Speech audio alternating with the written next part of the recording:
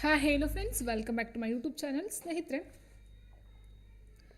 Social ಅದರ ಹಿಸ್ಟ್ರಿಗೆ ಸಂಬಂಧಪಟ್ಟಂಥ ಪ್ರಮುಖ ಪ್ರಶ್ನೋತ್ತರವನ್ನು ಇವತ್ತಿನ ಕ್ಲಾಸಸ್ ನೋಡ್ತಾ ಹೋಗೋಣ.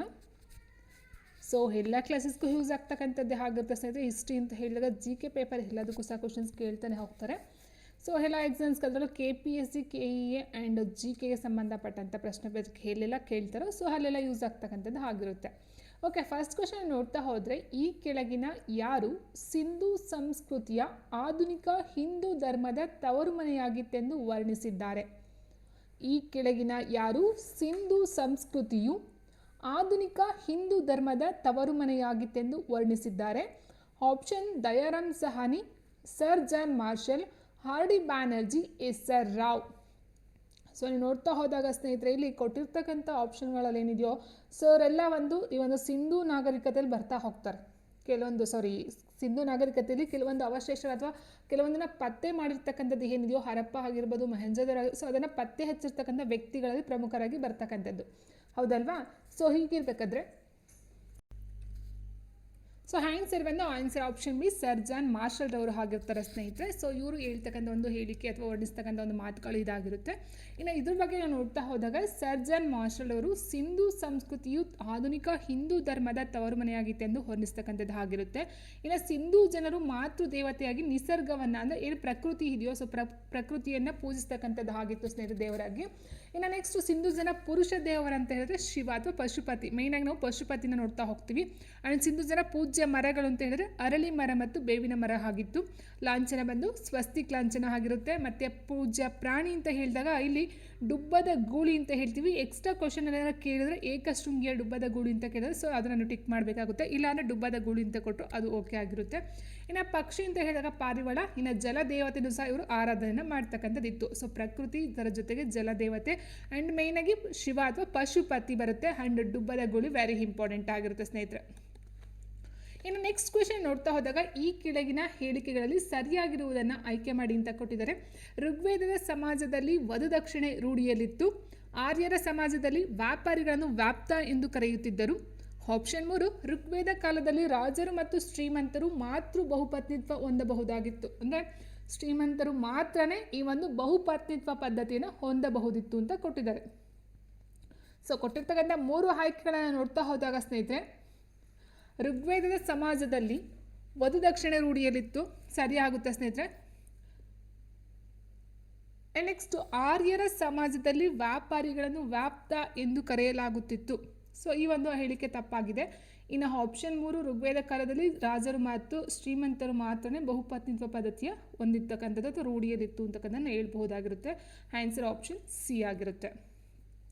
ಇನ್ನು ಇದ್ರ ಬಗ್ಗೆ ನೋಡ್ತಾ ಹೋದಾಗ, ಅಂದರೆ ಋಗ್ವೇದ ಕಾಲದಕ್ಕೆ ನೋಡ್ತಾ ಹೋದಾಗ, ಸಾಮಾಜಿಕ ವ್ಯವಸ್ಥೆಯ ಆರಂಭಿಕ ಘಟಕ ಅಂತ ಹೇಳೋದು ಕುಟುಂಬ. ಮೇಯ್ನಾಗಿ ನಾವು ಸಮಾಜದಲ್ಲಿ ಕುಟುಂಬವನ್ನು ಋಗ್ವೇದ ಕಾಲದ ನೋಡ್ತಾ ಹೋಗ್ತೀವಿ.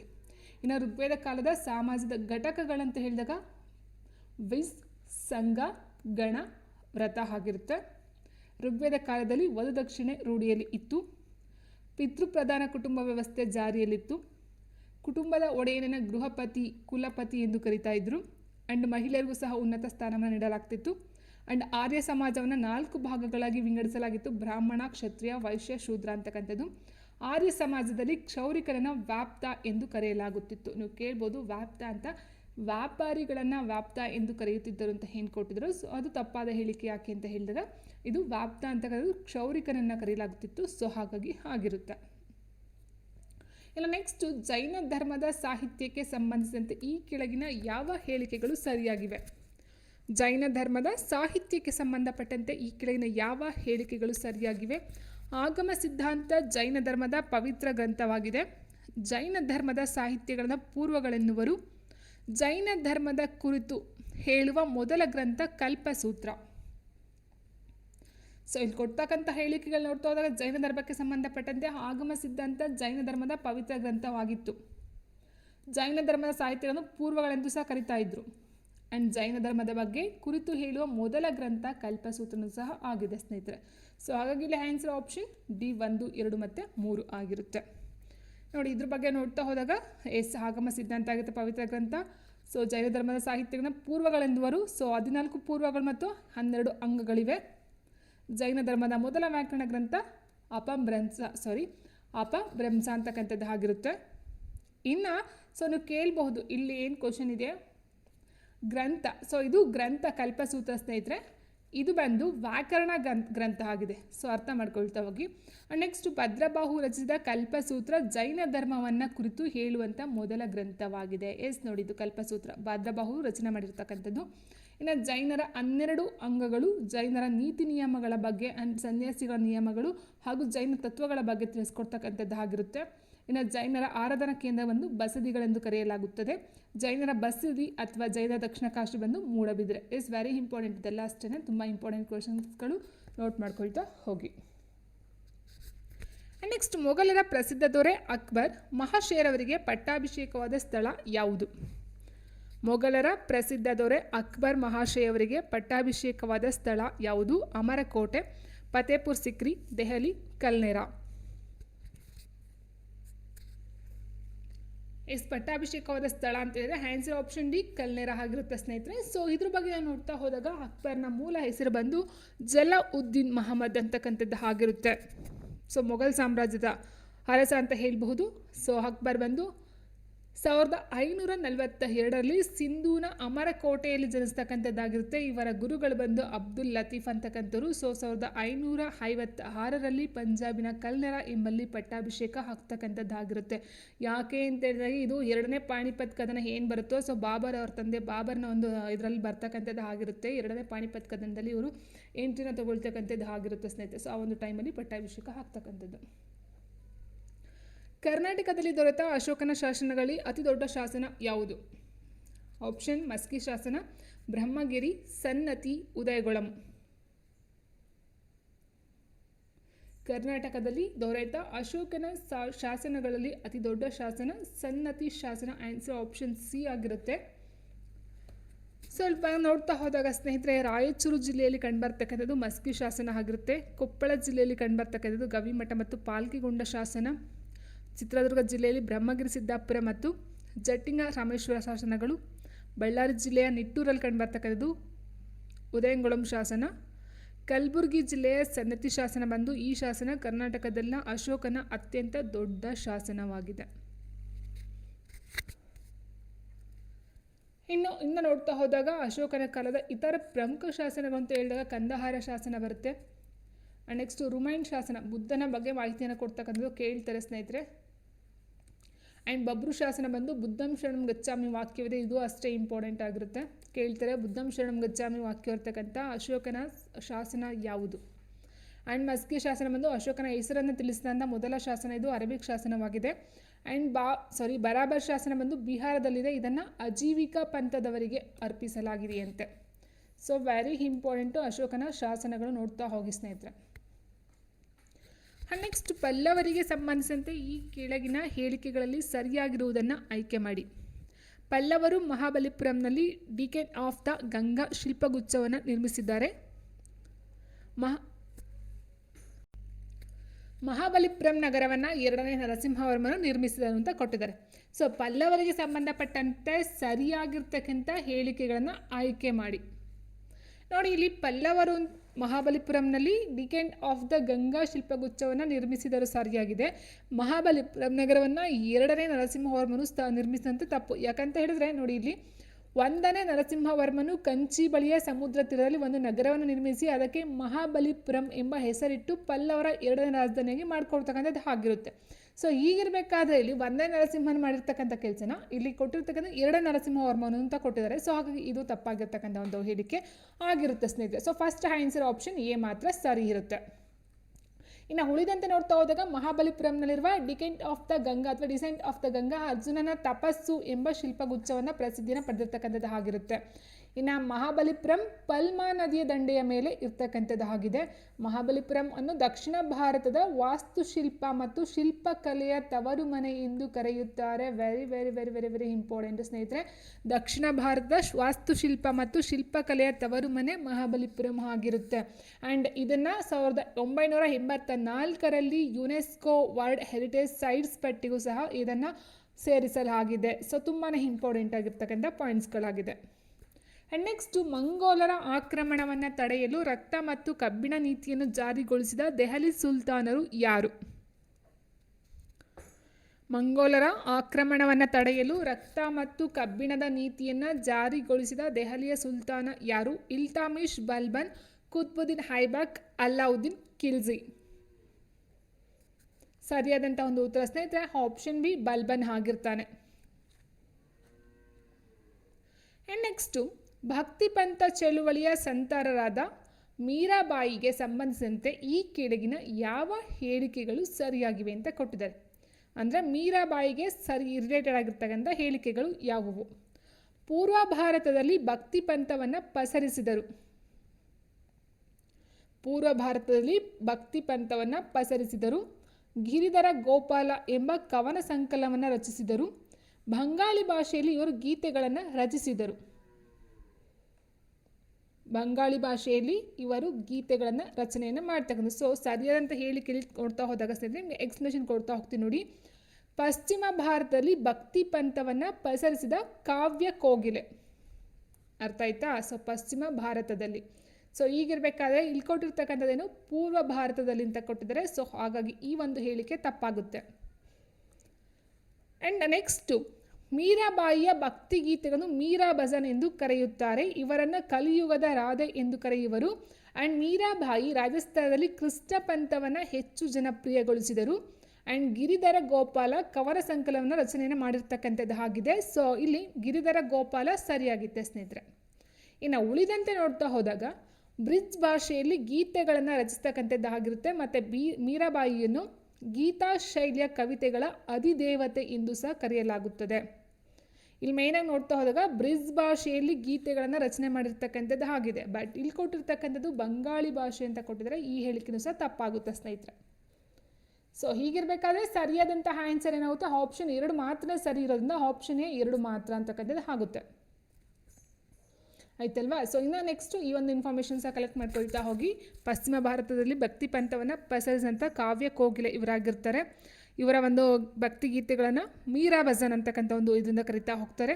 ಇವರನ್ನು ಕಲಿಯುಗದ ರಾಧೆ ಅಂತ ಕರೀತಾರೆ. ಗೀತಾ ಶೈಲಿ ಕವಿತೆಗಳ ಅಧಿದೇವತೆ ಅಂತ ಕರಿತಾ ಹೋಗ್ತಾರೆ. ಇವರ ಕವನ ಸಂಕಲನ ಗಿರಿಧರ ಗೋಪಾಲ ಆಗಿರುತ್ತೆ. ಆ್ಯಂಡ್ ಬ್ರಿಜ್ ಭಾಷೆಯಲ್ಲಿ ಗೀತೆಗಳನ್ನು ರಚನೆ ಮಾಡ್ತಕ್ಕಂಥದ್ದು ಆಗಿರುತ್ತೆ. ಆ್ಯಂಡ್ ಮೇಯ್ನಾಗಿ ಕೃಷ್ಣ ಪಂಥವನ್ನು ಹೆಚ್ಚು ಜನಪ್ರಿಯಗೊಳಿಸ್ತಕ್ಕಂಥದ್ದು ಸಹ ಆಗಿರುತ್ತೆ. ನೆಕ್ಸ್ಟ್ ಈ ಕೆಳಗಿನ ಯಾರನ್ನು ಭಕ್ತಿ ಪಂಥದ ಸುಧಾರಕ ತ್ರಿಮೂರ್ತಿಗಳು ಎಂದು ಕರೆಯುತ್ತಾರೆ? ಭಕ್ತಿ ಪಂಥದ ತ್ರಿಮೂರ್ತಿಗಳು ಯಾರ್ಯಾರು? ರಮಾನಂದ, ಕಬೀರ, ರಾಮದಾಸ್, ಗುರುನಾನಕ್.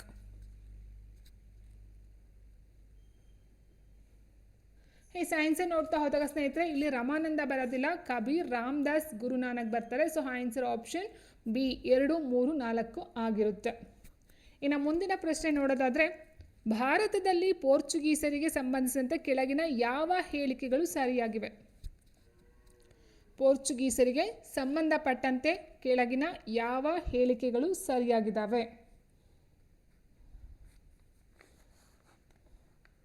ಸೊ ನಾವು ನೋಡ್ತಾ ಹೋದಾಗ ಆಧುನಿಕ ಭಾರತದಲ್ಲಿ ಮತಾಂತರ ನೀತಿಯನ್ನು ಆರಂಭಿಸಿದ ಮೊದಲ ಪೋರ್ಚುಗೀಸ್ ಅಧಿಕಾರಿ ಅಲ್ಫಾನ್ಸ್ ಡಿ ಅಲ್ಬುಕರ್ಕ್ ಅಂತ ಕೊಟ್ಟಿದ್ದಾರೆ.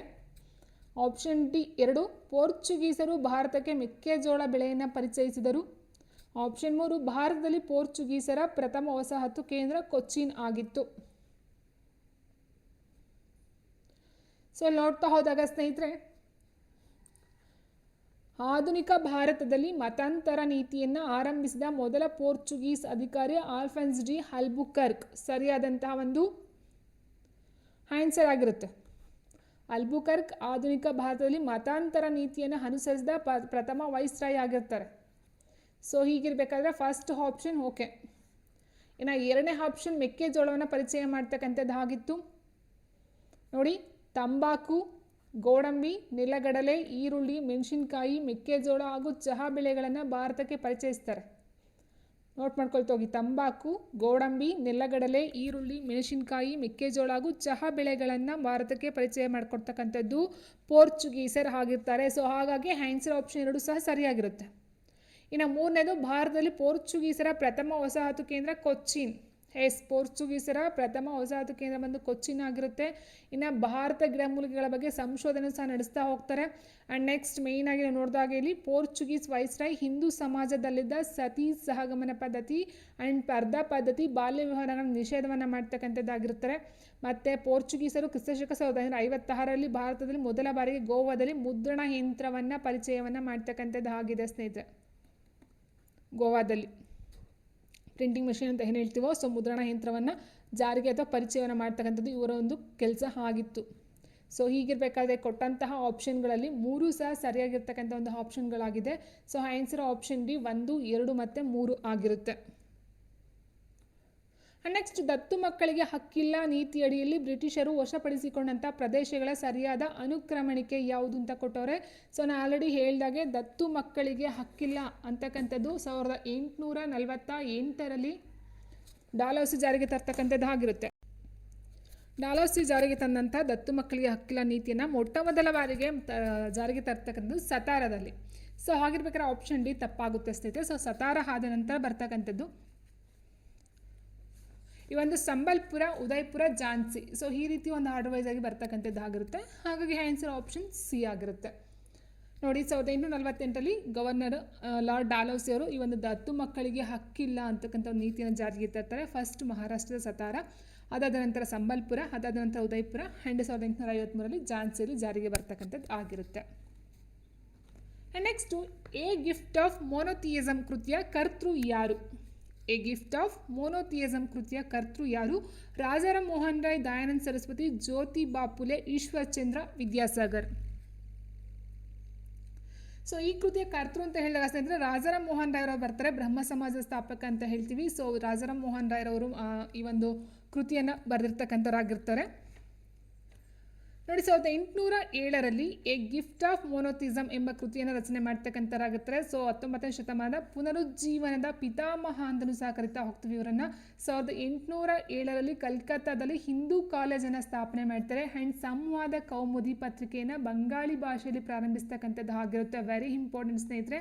ಆ್ಯಂಡ್ 1815ರಲ್ಲಿ ಆತ್ಮೀಯ ಸಭಾವನ್ನು ಸ್ಥಾಪನೆ ಮಾಡ್ತಾರೆ. ಇದು ಅಷ್ಟೇ ಇಂಪಾರ್ಟೆಂಟ್ ಆಗಿರ್ತಕ್ಕಂಥದ್ದಾಗಿರುತ್ತೆ. ಸೊ ನೋಟ್ ಮಾಡ್ಕೊಳ್ತಾ ಹೋಗಿ ಪುನರುಜ್ಜೀವನ ಪಿತಾಮಹ ಯಾರು ಅಂತ ಕೇಳ್ತಾ ಹೋಗ್ತಾರೆ, ರಾಜಾರಾಮ್ ಮೋಹನ್ ರಾಯ್ ಅವರು. ಆ್ಯಂಡ್ ನೆಕ್ಸ್ಟ್ ಗಂಗರ ಪ್ರಸಿದ್ಧ ದೊರೆ ದುರ್ವಿನೀತನಿಗೆ ಸಂಬಂಧಿಸಿದಂತೆ ಕೆಳಗಿನ ಯಾವ ಹೇಳಿಕೆಗಳು ಸರಿಯಾಗಿದ್ದಾವೆ? ಸೊ ಫಸ್ಟ್ ಆಪ್ಷನ್ ಶಬ್ದಾವತಾರ ಕೃತಿಯನ್ನು ಸಂಸ್ಕೃತದಲ್ಲಿ ರಚಿಸ್ತಾರೆ. ಆಪ್ಷನ್ 2 ಒಡ್ಡಕಥಾ ಕೃತಿಯನ್ನು ಸಂಸ್ಕೃತಕ್ಕೆ ಭಾಷಾಂತರಿಸ್ತಾರೆ. ಆಪ್ಷನ್ 3 ಕಮಲೋದರ ಎಂಬ ಬಿರುದನ್ನು ಹೊಂದಿದ್ದರು. ನೋಡ್ತಾ ಹೋದಾಗ ಸ್ನೇಹಿತರೆ ನೋಡಿ ಶಬ್ದಾವತಾರ ಕೃತಿಯನ್ನು ಸಂಸ್ಕೃತದಲ್ಲಿ ರಚನೆಯನ್ನು ಮಾಡಿರ್ತಕ್ಕಂಥದ್ದು ಆಗಿರುತ್ತೆ. ಓಕೆ, ಸೊ ಇಲ್ಲಿ ಕೊಟ್ಟಿರ್ತಕ್ಕಂಥದ್ದು ಇಲ್ಲ. ಓಕೆ, ಸಂಸ್ಕೃತ ಇದಿಲ್ಲ. ಕಮಲೋದರ ಅಂತಕ್ಕಂಥದ್ದು ಇವನಿಗೆ ಇರ್ತಕ್ಕಂಥ ಬಿರುದಾಗಿತ್ತು. ಅವನೀತಂ ಮತ್ತು ಪ್ರಜ್ವಲ್ ಅಂತಕ್ಕಂಥದ್ದು. ಆ್ಯಂಡ್ ನೆಕ್ಸ್ಟ್ ಗುಣಾಢ್ಯನ ಒಡ್ಡಕಥಾ ಕೃತಿಯನ್ನು ಪೈಶಾಚಿ ಭಾಷೆಯಿಂದ ಸಂಸ್ಕೃತಕ್ಕೆ ಭಾಷಾಂತರಿಸ್ತಕ್ಕಂಥದ್ದು ಸಹ ಇದೆ. ಆಯಿತಾ? ಸೊ ಹೀಗಿರಬೇಕಾದ್ರೆ ಶಬ್ದಾವತಾರ ಕೃತಿಯನ್ನು ಸಂಸ್ಕೃತದಲ್ಲಿ ರಚಿಸ್ತಕ್ಕಂಥದ್ದು ಆಗಿದೆ. ಸೊ ಹಾಗಾಗಿ ಇಲ್ಲಿ 3 ಸಹ ಸರಿ ಇದೆ. ಶಬ್ದಾವತಾರ ಕೃತಿಯನ್ನು ಸಂಸ್ಕೃತದಲ್ಲಿ ರಚಿಸ್ತಕ್ಕಂಥದ್ದು, ಒಡ್ಡಕಥಾ ಕೃತಿಯನ್ನು ಸಂಸ್ಕೃತಕ್ಕೆ ಭಾಷಾಂತರಿಸ್ತಕ್ಕಂಥದ್ದು, ಕಮಲೋದರ ಎಂಬ ಬಿರುದನ್ನು ಹೊಂದಿರ್ತಾರೆ. ಸೊ ಹಾಗಾಗಿ ಇಲ್ಲಿ ಆನ್ಸರ್ 3 ಸರಿ ಇದೆ. ಆಪ್ಷನ್ ಡಿ 1, 2 ಮತ್ತು 3 ಆಗಿರುತ್ತೆ. ಇವ್ರ ಬಗ್ಗೆ ನೋಡ್ತಾ ಹೋದಾಗ ಗಂಗರ ಪ್ರಸಿದ್ಧ ದೊರೆ ದುರ್ವಿನೀತ ಆಗಿರ್ತಾರೆ ಸ್ನೇಹಿತರೆ. ಇನ್ನು ಹೆಬ್ಬೆಟ್ಟು ಶಾಸನ ಮತ್ತು ನಲ್ಲಾಳ ತಾಮ್ರಪಟ ಶಾಸನಗಳು ದುರ್ವಿನೀತನ ಬಗ್ಗೆ ಮಾಹಿತಿಯನ್ನು ಕೊಡ್ತಕ್ಕಂಥ ಪ್ರಮುಖ ಶಾಸನಗಳು ಇವಾಗಿರುತ್ತೆ. ವೆರಿ ಇಂಪಾರ್ಟೆಂಟ್, ನೋಡ್ತಾ ಹೋಗಿ. ಆ್ಯಂಡ್ ದುರ್ವಿನೀತ ಒಬ್ಬ ಉತ್ತಮ ಸಾಹಿತಿಯಾಗಿದ್ದು ಶಬ್ದಾವತಾರ ಕೃತಿಯನ್ನು ಸಂಸ್ಕೃತದಲ್ಲಿ ರಚನೆ ಮಾಡಿರ್ತಕ್ಕಂಥದ್ದಾಗಿರುತ್ತೆ. ಗುಣಾಢ್ಯನ ಒಡ್ಡಕಥಾ ಕೃತಿಯನ್ನು ಪೈಶಾಚಿ ಭಾಷೆಯಿಂದ ಸಂಸ್ಕೃತಕ್ಕೆ ಭಾಷಾಂತರಿಸ್ತಾನೆ. ಆ್ಯಂಡ್ ಭಾರವಿಯ ಕಿರಾತಾರ್ಜುನನ ಕೃತಿಯ 15ನೇ ಸರ್ಗಕ್ಕೆ ಭಾಷ್ಯ ಬರೆದಿದ್ದಾನೆ. ಇವನಿಗಿದ್ದ ಪ್ರಮುಖ ಬಿರುದುಗಳಂತ ಹೇಳಿದ್ರೆ ಅವನೀತಂ, ಪ್ರಜ್ವಲ ಮತ್ತು ಕಮಲೋದರ. ಕಮಲೋದರ ವೆರಿ ಇಂಪಾರ್ಟೆಂಟ್, ಕೇಳಿದ್ದಾರೆ ಸ್ನೇಹಿತರೆ ತುಂಬ ಸಲ ಕ್ವಶನಲ್ಲಿ, ನೋಟ್ ಮಾಡ್ಕೊಳ್ತಾ ಹೋಗಿ. ಆ್ಯಂಡ್ ನೆಕ್ಸ್ಟ್ ಮುಂದಿನ ಪ್ರಶ್ನೆ ನೋಡೋದಾದರೆ ಈ ಕೆಳಗಿನ ಹೇಳಿಕೆಗಳನ್ನು ಪರಿಗಣಿಸಿ. ಕನ್ನಡ ಇವರ ಪ್ರಧಾನ ಭಾಷೆಯಾಗಿತ್ತು. ವೇಸರ ಶೈಲಿ ವಾಸ್ತುಶಿಲ್ಪ ಇವರ ಕಾಲದಲ್ಲಿ ಸುವರ್ಣಯುಗವನ್ನು ಮುಟ್ಟಿತ್ತು. ಕಣ್ಣನ್ನೂರು ಇವರ 2ನೇ ರಾಜಧಾನಿಯಾಗಿತ್ತು. ಈ ಎಲ್ಲ ಹೇಳಿಕೆಗಳು ಕೆಳಗಿನ ಯಾವ ರಾಜವಂಶಕ್ಕೆ ಸಂಬಂಧಿಸಿವೆ ಅಂತ ಕೇಳಿದ್ದಾರೆ. ಕನ್ನಡ ಇವರ ಪ್ರಧಾನ ಭಾಷೆಯಾಗಿತ್ತು. ಓಕೆ, ಆಲ್ಮೋಸ್ಟ್ ನೋಡ್ತಾ ಹೋಗೋಣ. ವೇಸರ ಶೈಲಿ ವಾಸ್ತುಶಿಲ್ಪ ಇವರ ಕಾಲದಲ್ಲಿ ಸುವರ್ಣಯುಗವನ್ನು ಮುಟ್ಟಿತ್ತಂತೆ. ಸೊ ಯಾವ್ದು ಬರಬಹುದು ಸ್ನೇಹಿತರೆ. ಆ್ಯಂಡ್ ನೆಕ್ಸ್ಟು ಕಣ್ಣನ್ನೂರು ಇವರ 2ನೇ ರಾಜಧಾನಿಯಾಗಿತ್ತು ಅಂತ ಕೊಟ್ಟಿದ್ದಾರೆ. ಸೊ ಇಲ್ಲಿ ಇದೆಲ್ಲ ಬರ್ತಕ್ಕಂಥದ್ದು ಆಪ್ಷನ್ ಬಿ ಹೊಯ್ಸಳರಿಗೆ ಸಂಬಂಧಪಟ್ಟಂತೆ ಆಗಿರುತ್ತೆ. ಇವ್ರ ಬಗ್ಗೆ ನೋಡ್ತಾ ಹೋಗ್ತೀವಿ ಸ್ನೇಹಿತರೆ. ಇನ್ನು ನೆಕ್ಸ್ಟು ಬಹುಮನಿ ಸಾಮ್ರಾಜ್ಯ ಏನಿದೆಯೋ ಇದಕ್ಕೆ ಸಂಬಂಧಪಟ್ಟಂತೆ ಕ್ವಶನ್ಸ್ಗಳನ್ನ ಕೇಳ್ತಾ ಹೋಗಿದ್ದಾರೆ.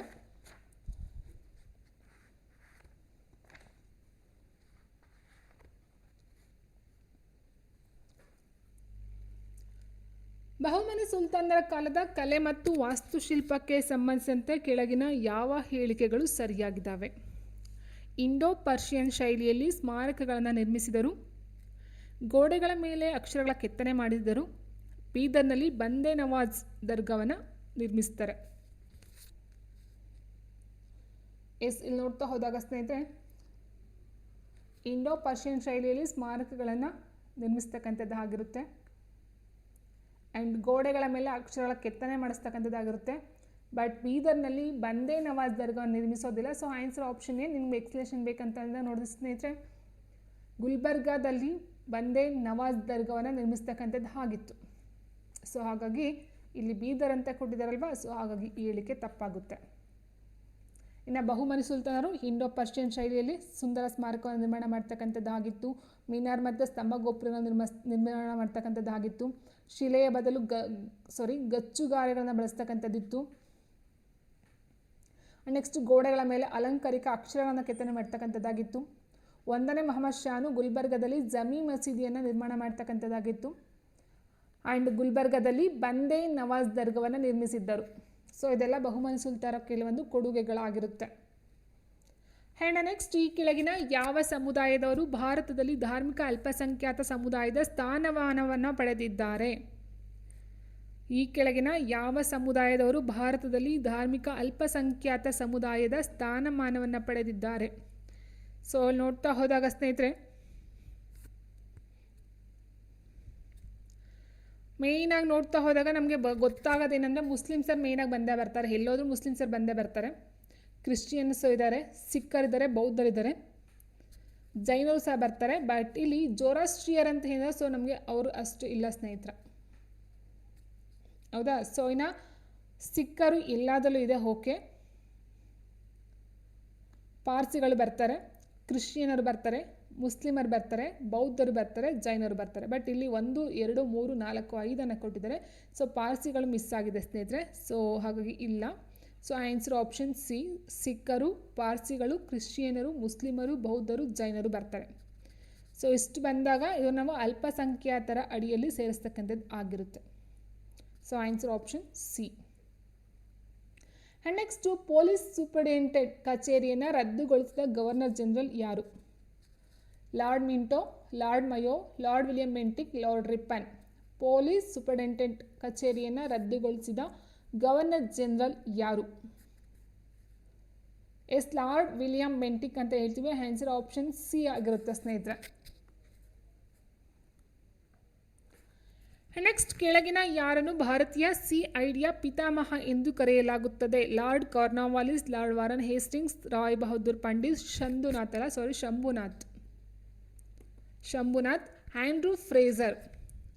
ಭಾರತೀಯ CIDಯ ಪಿತಾಮಹ ಎಂದು ಯಾರನ್ನು ಕರೆಯಲಾಗುತ್ತದೆ? So answer option C, Rai Bahadur Pandit, Shambhunath ಇವರನ್ನು ಕರೆಯಲಾಗುತ್ತದೆ. ಸೊ ಇವರ ಒಂದು ಭಾವಚಿತ್ರವನ್ನು ಲಕ್ನೋದಲ್ಲಿ ಇಟ್ಟಿದ್ದಾರೆ ಸ್ನೇಹಿತರೆ, ಲಕ್ನೋದ ಒಂದು ಇದರಲ್ಲಿ ಇಟ್ಟಿದ್ದಾರೆ. So answer option C. Next ಈ ಕೆಳಗಿನ ಯಾರನ್ನು ಭಾರತದ ಕಾರ್ಮಿಕ ಚಳುವಳಿಯ ಪಿತಾಮಹ ಎಂದು ಕರೆಯುತ್ತಾರೆ? BP ವಾಡಿಯಾ, ಚಿಮನ್ ಲಾಲ್, ನಾರಾಯಣ್ ಮೇಘಜಿ ಲೋಖಂಡೆ, ಮೇಲಿನ ಯಾರು ಅಲ್ಲ? ಭಾರತ ಕಾರ್ಮಿಕ ಚಳುವಳಿಯ ಪಿತಾಮಹ ಬಂದು ನಾರಾಯಣ್ ಮೇಘಜಿ ಲೋಖಂಡೆರವರನ್ನು ಹೇಳ್ತಕ್ಕಂಥದ್ದು ಆಗಿರುತ್ತೆ. ಇನ್ನು ಇವ್ರ ಬಗ್ಗೆ ನೋಡ್ತಾ ಹೋದಾಗ ನಾರಾಯಣ್ ಮೇಘಜಿ ಲೋಖಂಡೆ 1990ರಲ್ಲಿ ಬಾಂಬೆ ಅಸೋಸಿಯೇಷನ್ ಸ್ಥಾಪಿಸುವ ಮೂಲಕ ಭಾರತದಲ್ಲಿ ಕಾರ್ಮಿಕ ಚಳುವಳಿಗೆ ಅಡಿಪಾಯವನ್ನು ಹಾಕ್ತಾರೆ. ಸೊ ಹಾಗಾಗಿ ಇವರನ್ನು ಭಾರತದ ಕಾರ್ಮಿಕ ಚಳುವಳಿಯ ಪಿತಾಮಹ ಎಂದು ಕರೆಯಲಾಗುತ್ತದೆ.